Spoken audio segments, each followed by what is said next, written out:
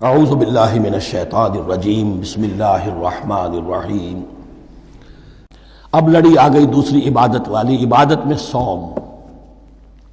جہاں تک نماز کا ذکر ہے تو وہ تو مکی صورتوں میں اس کا بے تحاشا مرتبہ ذکر موجود ہے، لیکن یہاں جو ہے معاملہ صوم، اس سے پہلے مکی دور میں صوم کا کہیں کوئی تذکرہ ہی نہیں، نہ عربوں میں اس کا رواج تھا۔ یہ لفظ بھی عربی زبان میں تھا گھوڑوں کے لیے، گھوڑے روزہ رکھتے تھے۔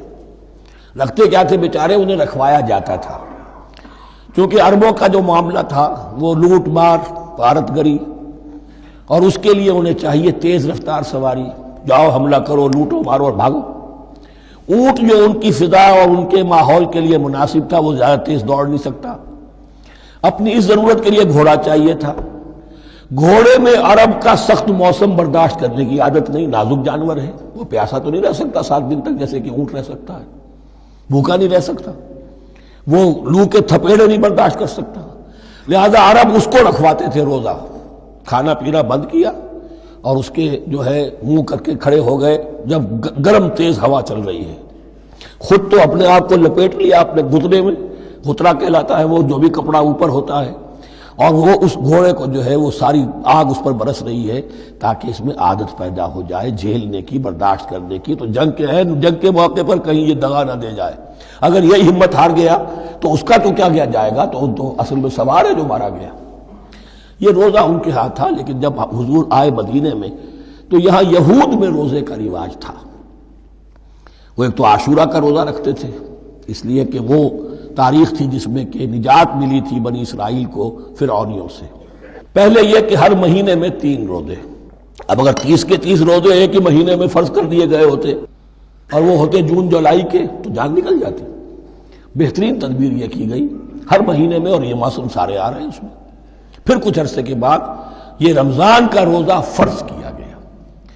پہلا جو روزہ تھا 3 دن کا، اس میں یہ بھی تھی اجازت کہ جو اگر مسافر نہیں ہے، بیمار بھی نہیں ہے، طاقت رکھتا ہے روزہ رکھنے کی، پھر بھی روزہ نہ رکھے تو اس کا فدیہ یہ ہے کہ 1 مسکین کو کھانا کھلائے۔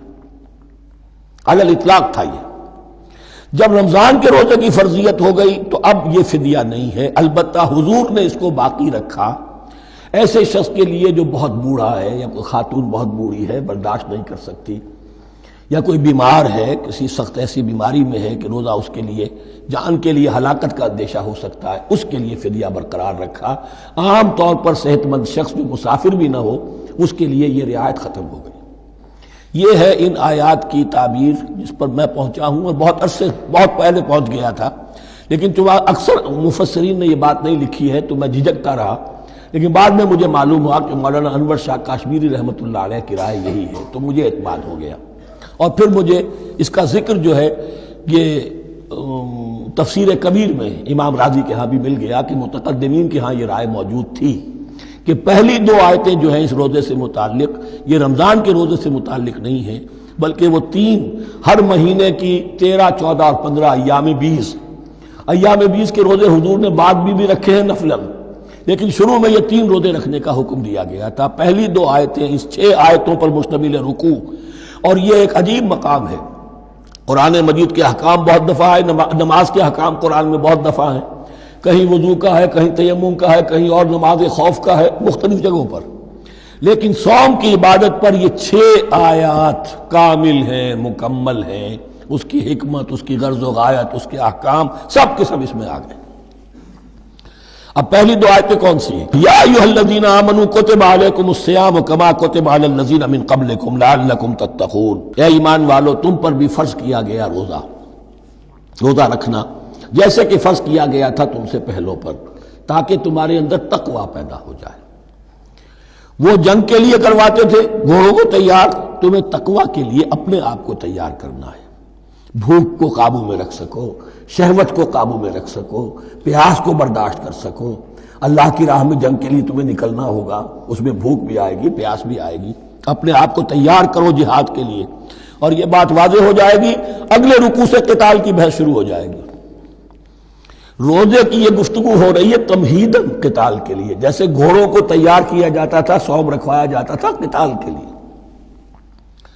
ایام معدودات، گنتی کے چند دن ہیں، یہ گویا کہ ثبوت ہے اس کا کہ یہ 2-3 دن سے زیادہ، معدود جو ہے وہ عربی زبان میں 9 سے زیادہ نہیں ہو سکتا. معدودہ جب آئے گا، ایام معدودات، یہ جمع جو ہے جمع قلت کہلاتی ہے. معدودات، معدودہ بڑی سے بڑی رقم ہو سکتی ہے، لیکن معدودات جمع قلت ہے. گنتی کے چند روز ہیں. فمن کان منکم مریضا، ان میں بھی یہ رعایت ہے کہ جو تم میں سے بیمار ہو، او علی سفر، یا سفر پر ہو، فعدۃ من ایام اخر، تو وہ تعداد پوری کر لے دوسرے دنوں میں.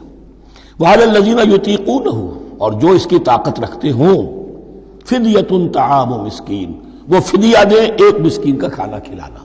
ان آیات کی تفسیر میں جیسا کہ میں نے عرض کیا مفسرین کے بہت سے اقوال ہیں، اب میں اس کی بحث میں نہیں جا سکتا. جو میں نے اپنے مطالعے کے بعد رائے قائم کی ہے میں صرف وہی بیان کر رہا ہوں کہ اس وقت، اور یہ امام راضی کے الفاظ ہیں، کہ یہ فرضیت علی التعیین نہیں تھی بلکہ علی التخییر تھی. فرض تو ہے روزہ، لیکن اس کا بدل بھی دیا جا رہا ہے. اگر تم نہیں رکھنا چاہتے تو تم ایک مسکین کو کھانا کھلا دو. تو گویا کہ تدریجاً انہیں لانا تھا، چونکہ اس بات کے وہ پہلے سے عادی نہیں تھے. فمن تطوع خیرا فهو خیر اللہ، اور جو اپنی جی سے، اپنی مرضی سے خیر کرنا چاہے تو اس کے لیے خیر ہے. روزہ بھی رکھے اور مسکین کو کھانا بھی کھلائے، دونوں کام کرے، تو اس میں کوئی رکاوٹ تو نہیں، اس کے لیے بہتر ہوگا. وَأَن تَصُومُوا، اور دیکھو اگر روزہ رکھو، خیر لکم ان کنتم تعلمون، یہ تمہارے لیے بہتر ہے اگر تم جانو. اب یہاں بھی ایک طرح کی رعایت کا انداز ہے. صدق اللہ العظیم.